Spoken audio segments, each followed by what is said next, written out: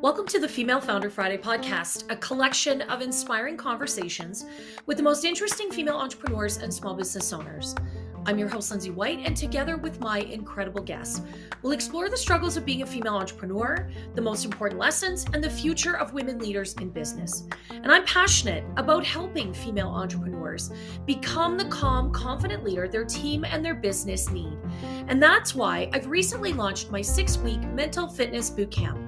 This amazing program will help you tackle your inner critic, tame those saboteurs, and tap into that sage inner voice and help you build the mental muscles you need to quickly overcome the changes and challenges you're facing in your business right now. If you're ready to transform your leadership and your life, connect with me today at highvoltageleadership.ca/positive intelligence to learn more about the program. My guest on this week's episode is the irrepressible Dr. Jody Carrington. I first encountered Dr. Jody during the pandemic when she started doing a daily live social stream simply to help people cope and feel connected during some of the darkest days of the shutdown. It's her incredible down-to-earth approach to life, leadership, connection, and relationships that has made her a sought-after speaker, best-selling author, and a guiding light for so many who are struggling with their emotions and how they fit and feel in our challenging world. I can't tell you what a pleasure it is to have her as a guest on the show, as I admire her intelligence, wit, and balls-out approach to just about everything, including the business that she's created. And just a heads up, we do use some salty language in today's episode, so if you have kids around, you best grab your headphones. Okay, awesome. I am super excited, and I'm fangirling just a little bit because I have one of my personal favorites here with me today for a great conversation, Dr. Jody Carrington. Thank you so much for being a part of the Female Founder Friday podcast. I'm super excited to chat with you. Lindsay White.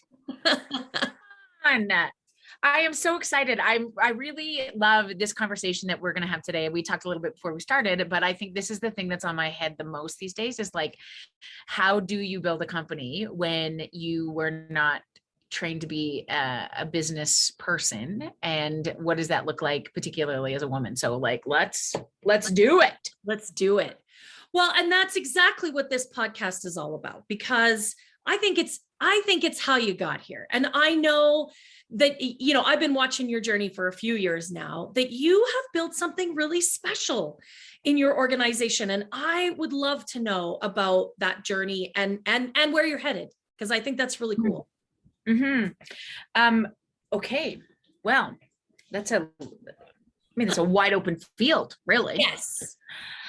Okay. So I don't know. I mean, none of this was orchestrated in terms of, you know, how do you build a business company? I don't think many people, entrepreneurs in this way, unless you're a serial entrepreneur, you sort of have this as your plan. This happened so organically. I think that, you know, my dad was my biggest mentor. He was always into the next thing, and he was so smart and so smart and charismatic. And so I think that I always had this ability to, just navigate conversation. And I love that. I love people. I love, all of that. And it got me into trouble more often than not. Like there would be a lot of like, hey, you're too loud. Hey, you're too much. You're too big. You're too whatever, all of those things. Exactly what I see and say to my daughter currently, so I now know she's going to be amazing. I think it's really, I knew that I wanted to be a psychologist. And so that's how it all started. After it was a teacher who inspired me in our little town. And I think along the way, it was really about how do you stay curious. I was listening to Ted Lasso or watching Ted Lasso yesterday. And I don't know, have you watched that series? Yeah.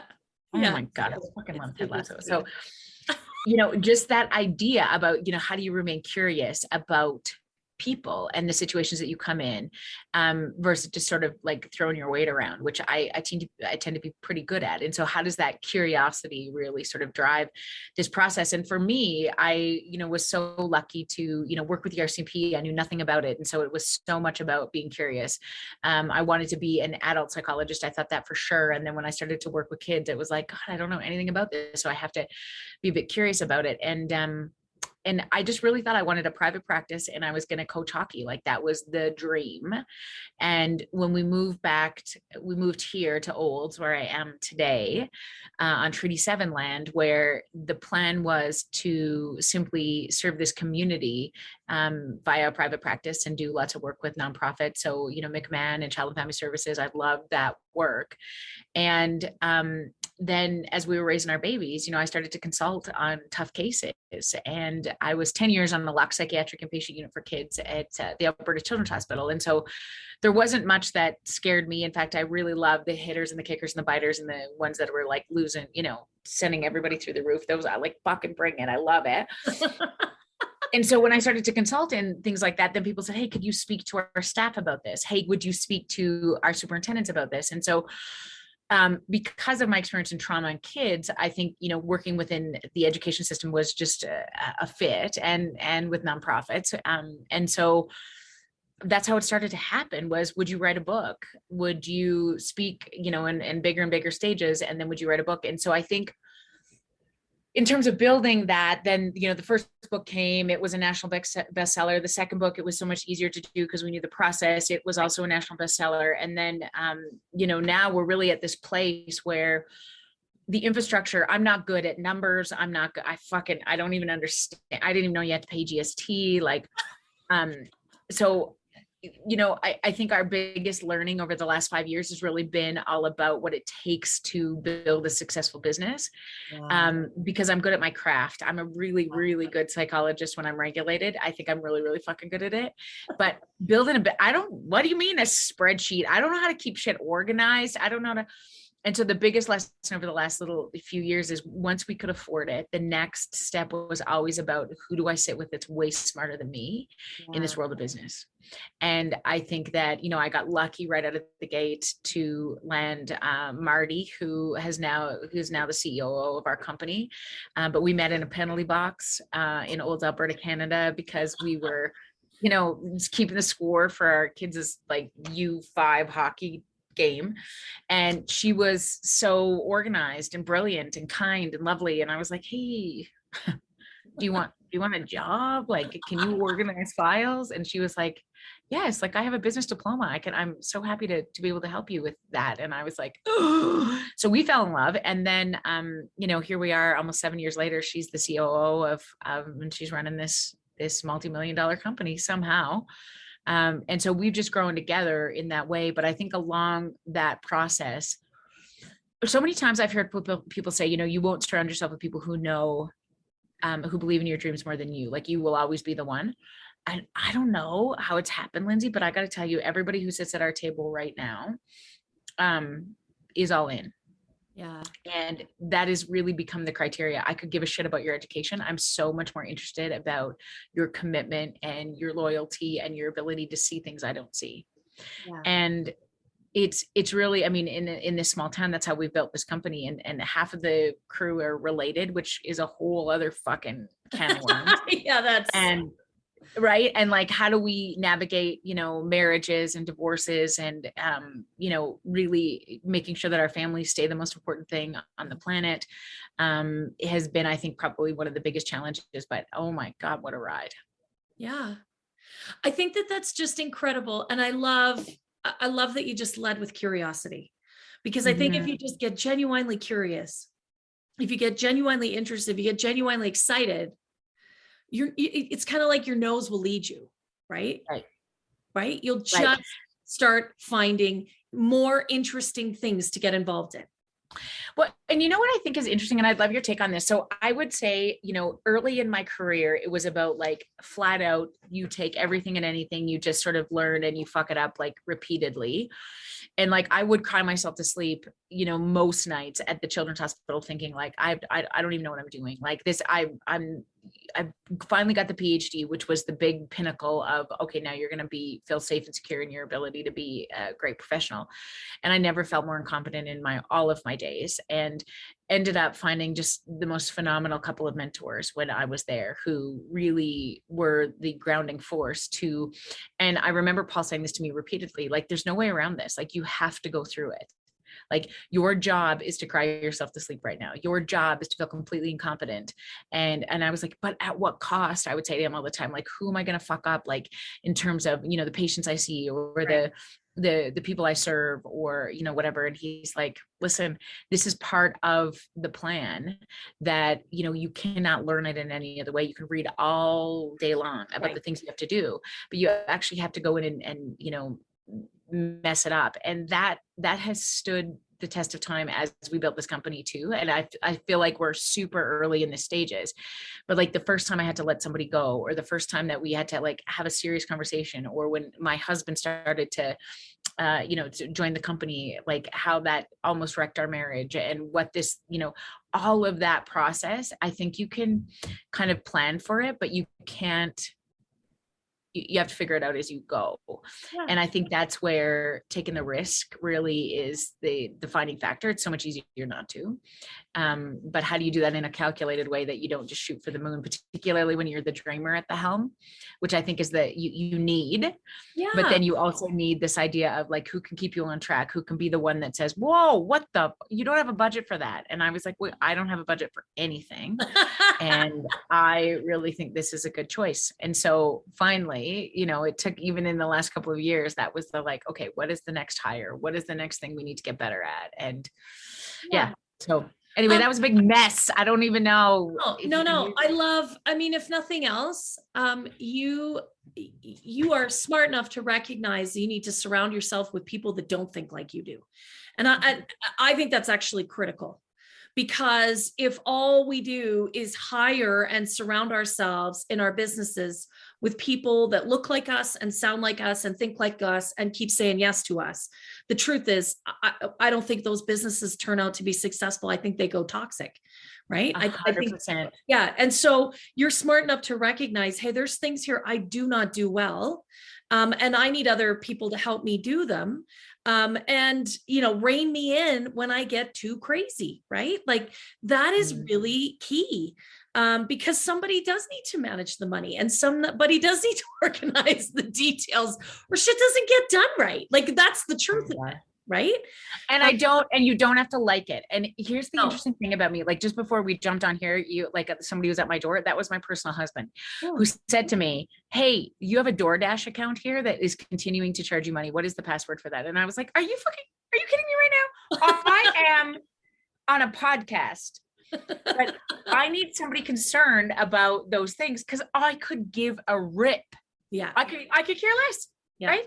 Yeah. But it's never ceases to amaze me how much it takes to sort of orchestrate like a family system or a marriage or a company. It's all the same thing. It all comes down to, can you have hard conversations? Can you make space for emotion? And I think it's easiest to run, like if I think about in my dad's day, like there was so much about like just everything's cut and dry. You just like do it as very behavioral in the way you operate. We can't do that anymore because we're so disconnected that the relationship and the face-to-face connection that we deliberately build into our businesses has to be the number one priority. Yeah, because our proximity is increasing significantly. And as COVID has settled in, I think one of the biggest decisions we consciously make is to have our team together at least once a week. To be in the same room in any of our meetings that we have. I mean, you need to turn your camera on. I need to see your face. And it was, as we started this, I was thinking about, you probably know this, but my hero is Brene Brown. And if I die without, meeting her, like, and not just like fangirling, but like, I want to sit down. Stalking? I would totally stalk her. If I lived in Texas, I would stalk her. Right. I don't think that's bad. I think that's normal. And then you'd be like, oh, shoot, we're at the same meeting. Hey, I was thinking. But I think one of my favorite quotes of all time is, came from the Dare to Lead, her Dare to Lead book. And she talks about leaders must, either invest a reasonable amount of time attending to the fears and feelings, or squander an unreasonable amount of time, trying to manage ineffective and unproductive behavior. Yeah. And I think about all that all the time, where it's like, I have a million things that could be happening, but just a second, come in here, sit down. What's going on? Yeah. Right. What happened in that meeting today? Where is this? What is happening here? And I think it's like, that's the shit I love, because I want to have the heart, I want to have the conversations, and I want to do those things. How do you build time in for that? And then how do you, the other thing that I think has been so critical is then how do you protect your time otherwise? Yeah.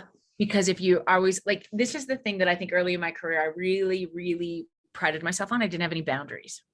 And I would read about so many people's, like, you need boundaries to be successful. And I was like, fuck you guys. Obviously you don't know about how to make things work, because I was always the person that if I had a patient that was in, struggling, or the hospital, I'd be like, you call me at midnight. Like, if you need me to come back in, I'm so happy to do it. And, when our our mamas would be struggling somewhere, and I'd be like, yep, no problem. Like, you text me if this baby goes into significant distress, I'm so happy to meet you at the hospital. And now it's so interesting to me, because what boundaries meant to me at that time was really this way to sort of keep people out. And it is this shift now, when I read anybody's work around boundaries today, I see it and hear it completely different, which is, it is going to allow me to even serve you better, right? Yeah. It is the switch almost around, I need to protect you so that I am able to continue to serve. Yeah. Because if you got nothing left to give, you're not good to anybody. Right. And I think, like, it's that whole concept of rest that I struggle with all the time, because I grew up on a farm, and it was like, if you are resting, you're lazy. Like, if you do not, if you can't say, like, when my dad would come through the door, like, if I didn't have a list of like 87 things, and most of the shit I'd make up, I'd be like, okay, I fed the cows, I did this, I checked this, and we did, did these things. Yeah. And like, I remember hearing his boots come up the step, and if we had, like, we were all like, up, like, what, doing shit, what, yeah. And I do think, like, if you're going to be a successful entrepreneur, I think there is so much about, like, I am often working on Sunday nights or 3:00 in the morning, writing a book so that I can be there when my babies are awake, or, whatever the deal is. But I think that it is also then the ability to say, like, no, like, I'm going to nap today, because this is, I need this if I'm going to be able to sort of give it my all this week. And so I just think it's an interesting balance, which I think balance is bullshit in most of the days, but it's like, how do you really stay regulated in those times where you're going to have to be so physically and emotionally available to other people, that there is the necessity for their sake to be able to have a place for you to fill up. Yeah. And I think a lot of, especially female entrepreneurs, I think that's what we miss, because we have family responsibilities. We're trying to build a business. I think genuinely we want to care for our teams. That's a lot of people to look after. And I find often it doesn't leave a lot of space for, number one, yourself. Right? Yeah. Yeah. And you know what else I think is that I think so many of us can do it all. Like, that's the problem. And when I say do it all, I mean, I can still be a good enough mom. Yeah. I can still like get HelloFresh and like whip together some shit. And show up and, throw on my Spanx and look like I'm, got half of my shit together. But I think that the point of this is that what do you do in the downtime? And I mean, the data around this is really interesting, right? Like, when drinking your water, going for a run, doing all of those things that we know physically looking after our body are important. Like that aside, like, without a doubt, that there's no arguing that. But so much about it for me is so much more about, is there a belly laugh that happens in the run of a day? Is there our ability to sort of drop the shoulders and keep it into perspective when it can feel so completely overwhelming? How do you get back into that state of not, comparative suffering is such a waste of time, but it's like, don't lose sight of really what an opportunity it is to sort of do something that you love, or to, chase a dream, or have to do edits at like 3:00 in the morning when I'd much rather be doing 87 other things, anything else.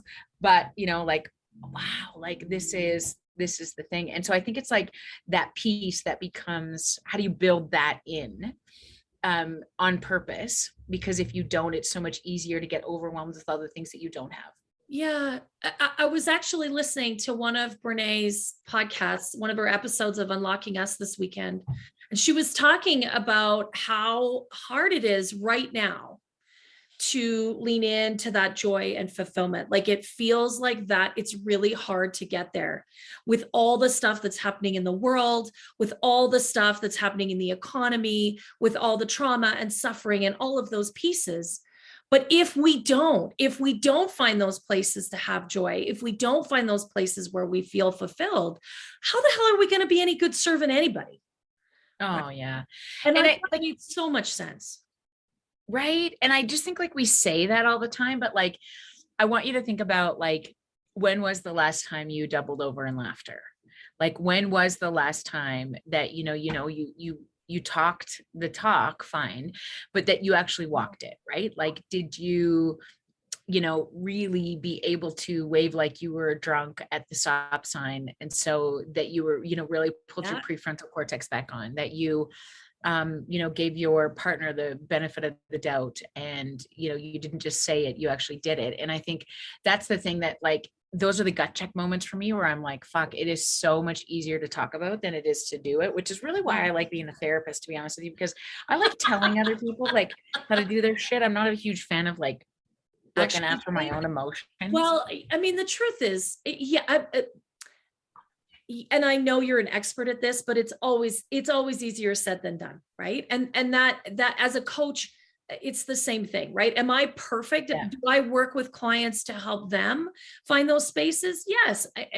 Do I nail it every day? Absolutely not, right? Mm-hmm. But I think it's in the journey. I think it's in the curiosity. I think it's in the constant, like, capital E effort that we put in to try and to keep trying, even when today was a complete write-off. Tomorrow's always that next chance to do it better, right? Mm-hmm. And there's always a gift and an opportunity, even if we fuck it up today. What did I learn? What beautiful thing came out of this? Where's the silver lining, right? Mm-hmm. Mm-hmm. If you can look at it in that way, if you can find those glimmers, those little slivers of beautiful golden light, then tomorrow can automatically stand a chance. Right. Okay. I love that. And here's the other thing that I would add on to that, is that I think there's also the necessity to not Mary Poppins, ever love a bucket of things. So I think it's like a 2-step process. And so I think, like, what we often miss is the acknowledgement part of it, right? Of, like, who the fuck thought that one generation out as women, from you're going to stay at home and have the babies and cook all the meals, that we, in one generation, like, if I think about, I mean, my mom sort of started to move out of those traditional roles, but, like, no big, huge jump. Nope. And my grandmothers, for sure, right, were very much in those roles. How good do you think I am that in 1.5 generations, I can be like, whoa, 180.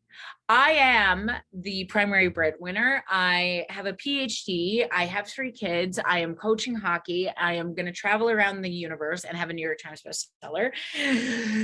And there's not going to be a cost to it. Yeah.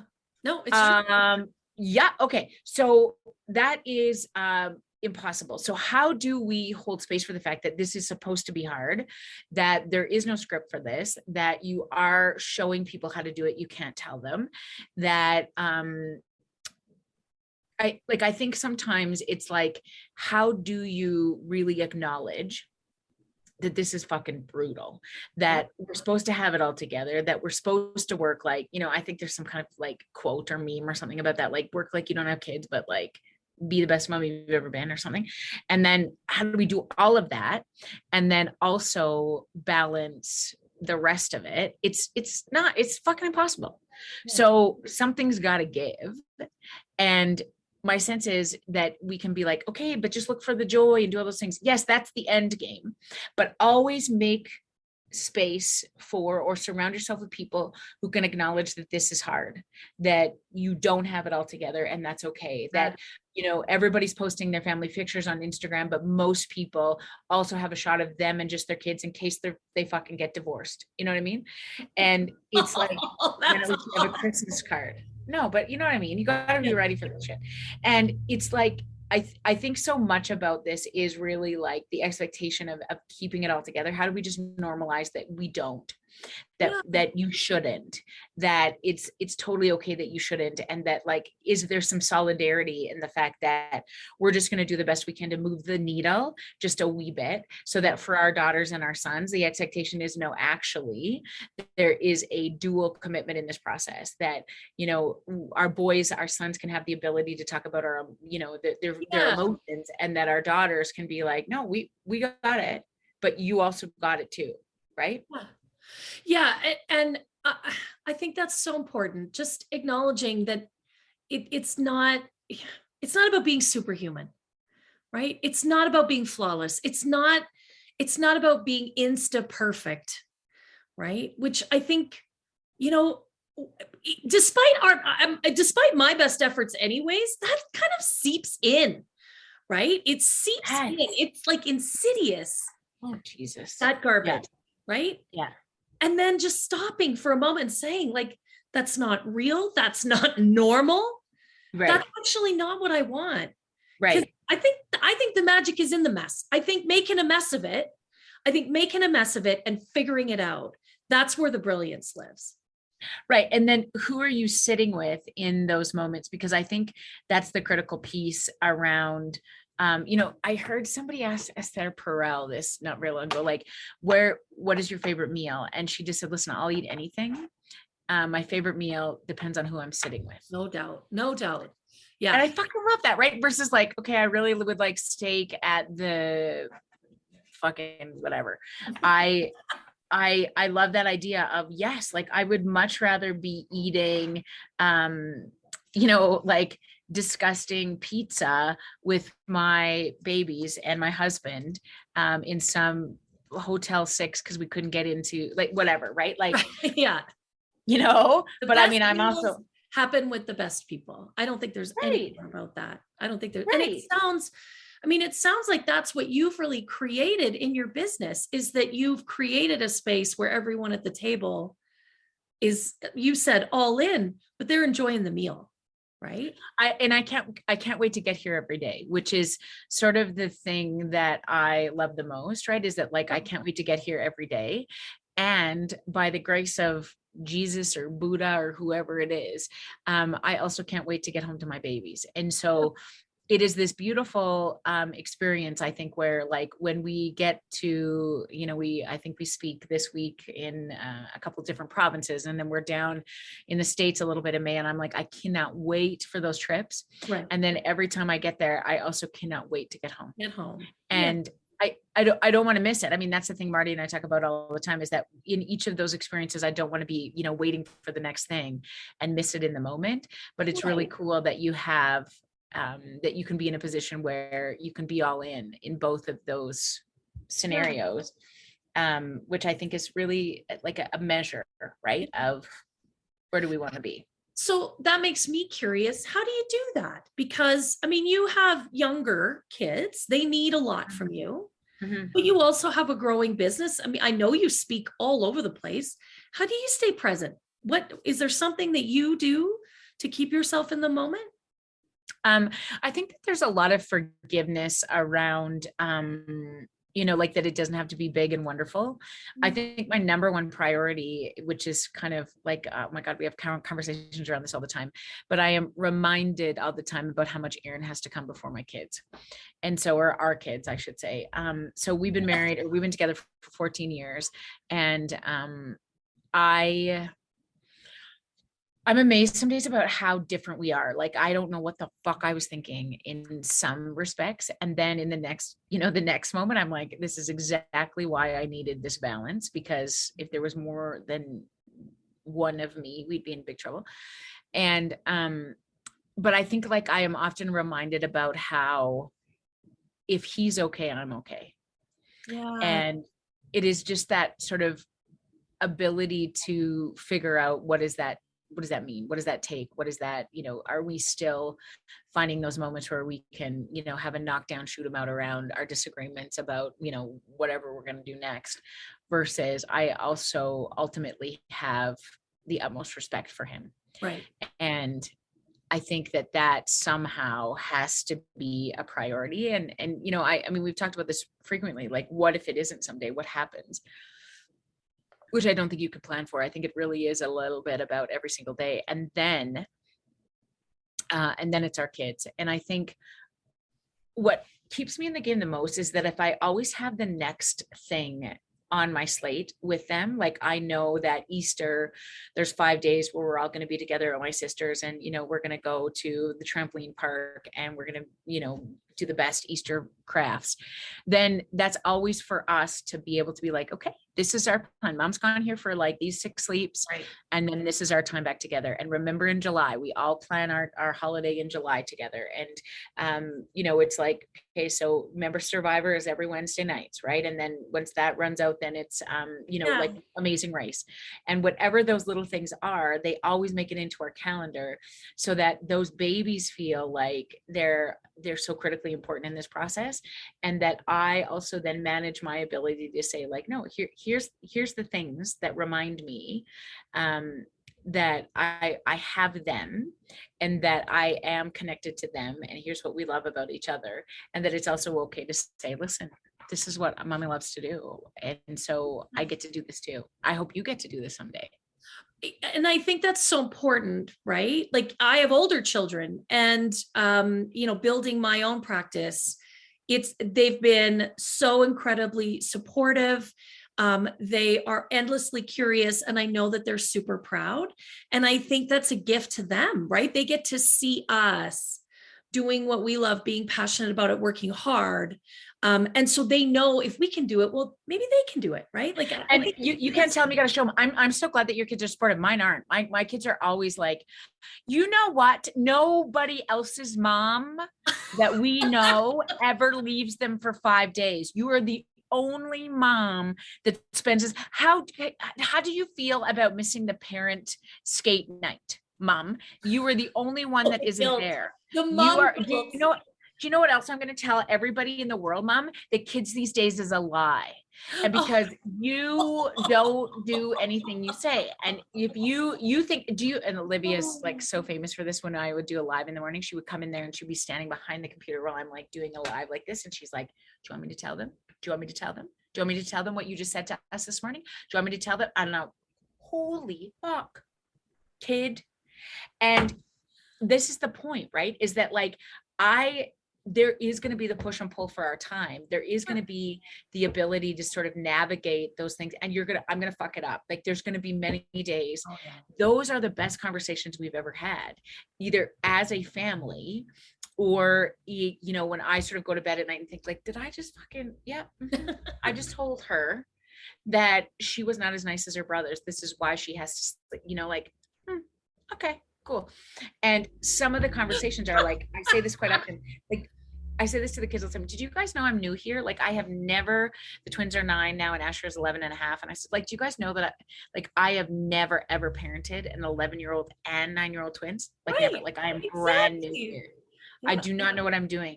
And I often say to them, like, how bad am I doing right now? Like, am I really messing this up? And they're like, yeah, you should do this. And I'm like, okay, I'm very grateful for your feedback.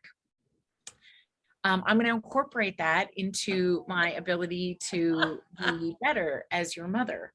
Right. And so I just think it's like, God damn it. It's the hardest thing. And I was just speaking to like, one of my very good friends who I just really adore, and her baby girl is going through so much in this moment, like away at university, all 3 of hers left the nest. Right. One is struggling with a boy, the other one's struggling with a girl, the other one's struggling with a health scare. And, I remember saying to my dad when we brought the twins home, like, holy fuck, Dad, like, I don't think I can do this. Like, I am not sleeping. I don't even, like, I'm scared I'm going to kill one of them. Like, what is happening? And he just looked at me and said, little kids, little problems, Jode. Big kids, big problems. And I was like, oh my God, it gets worse than this. It's true. Yeah. Like, holy shit. And so I really just think that it's so much about normalizing this, that like, we are not the first people that have ever navigated children, partners, businesses, finances, and we will not be the last. No. How do we give our babies at least 30% of the time enough skill set to say, yeah, I mean, it's possible to keep your shit together 30% of the time. You're going to fuck it up 70%. Yeah. That's what I'm shooting for. That's what I'm shooting for. 30-70 is my rule. I think that's a safe bet. I think you're right. I think 70% of the time we are totally full of shit. We're totally making it up.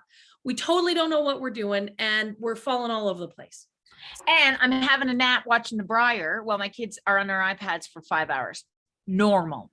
Totally normal. Totally normal. I often say to my clients who trying to do all of the things all at once, trying to go for 70-30, but in the opposite direction. What if you rested as hard as you worked? Like, what if you actually worked at it? That's a mind blower.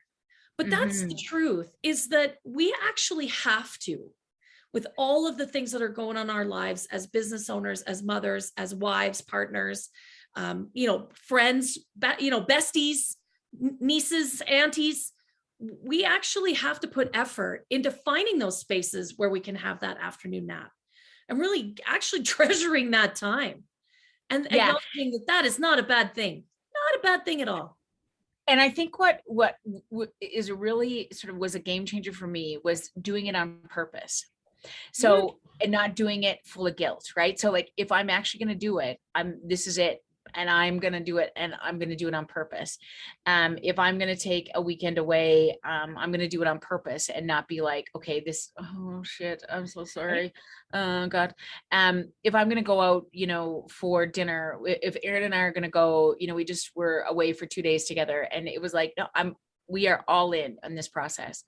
I'm going to do this on purpose. The kids are okay. They're safe. They're healthy. They're happy. Yeah. They're, how do we, and it's like, you get it right all the time, but I think like, that's really the focus, is that like, if you're going to do it and you do it like, oh shit, I shouldn't be, I'm feeling really guilty about this.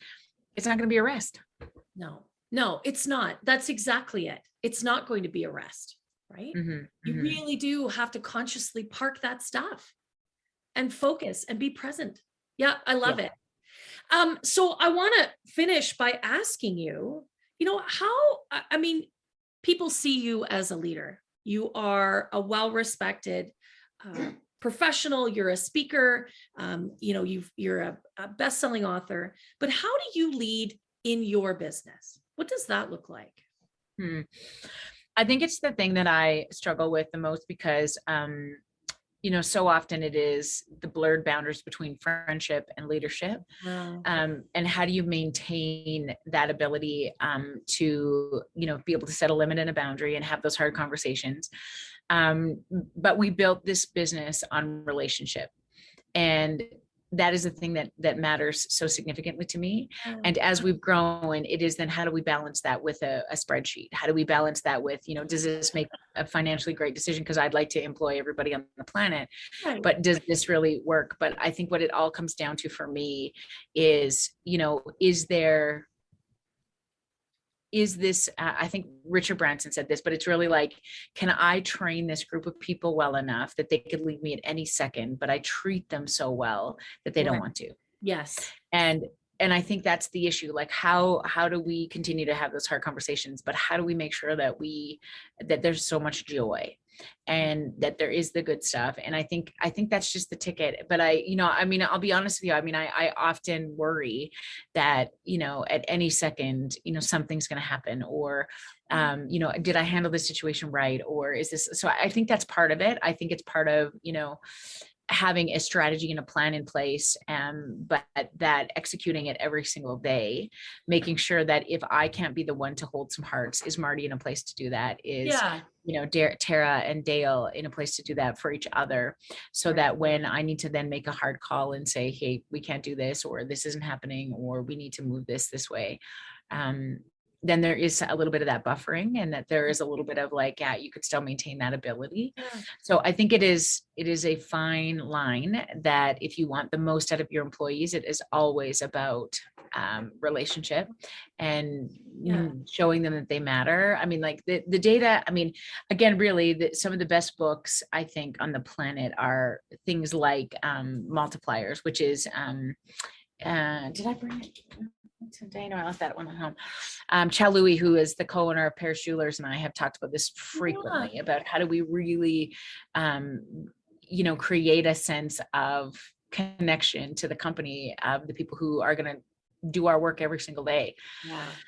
And, so many people, leaders eat last. Like, how do you really put your people ahead of you, and then understand that when you do that, then they're in a position to sort of protect you or to speak kindly of you when you're not in the room. Like that's the goal always for me.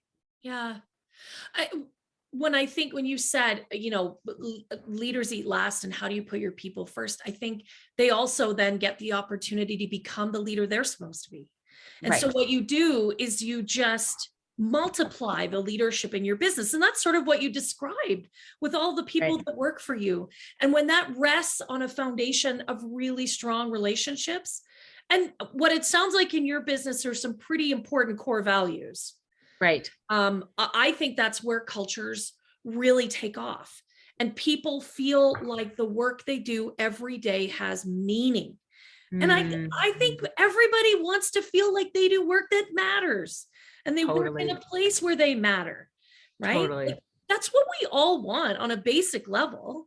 And it sounds like when you are acknowledged, you will rise. And I think that is the truth, right? Like we can do hard things, but we have to know that we matter.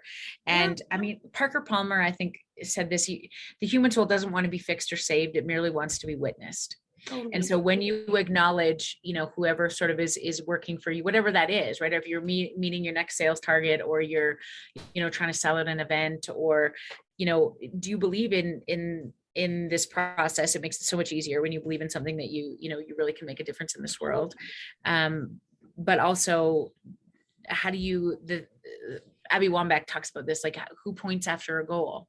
Before you step into your own celly, are you pointing after a goal because you got there, generally with 100 people?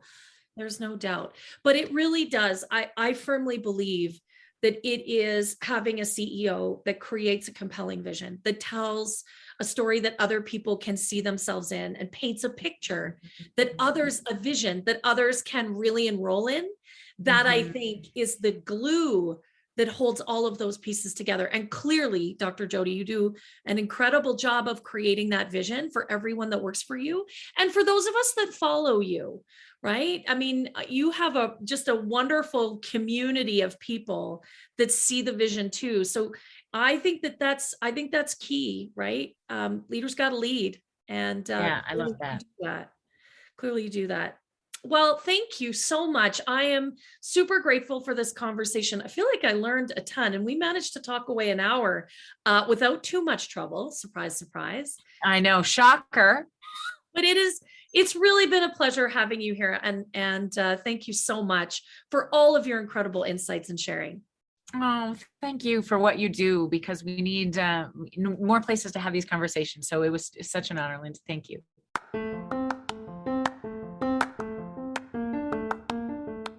To everyone tuning in today, thank you for listening to this incredible episode of the Female Founder Friday podcast.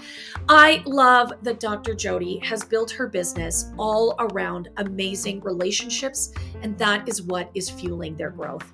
You can find out more about Dr. Jody and her incredible work on Instagram, and her handle there is at Dr. Jody Carrington. And of course, if you're on Instagram, you can connect with me, and my handle there is at High Volt Leadership. The Female Founder Friday podcast has a goal to impact 1,000 listeners. And it would really mean the world to me if you left this episode a 5-star review and shared it with all of your friends. Let's engage 1,000 female entrepreneurs and really amplify the message. Thanks again for being a part of the show, and don't forget to connect with me at highvoltageleadership.ca.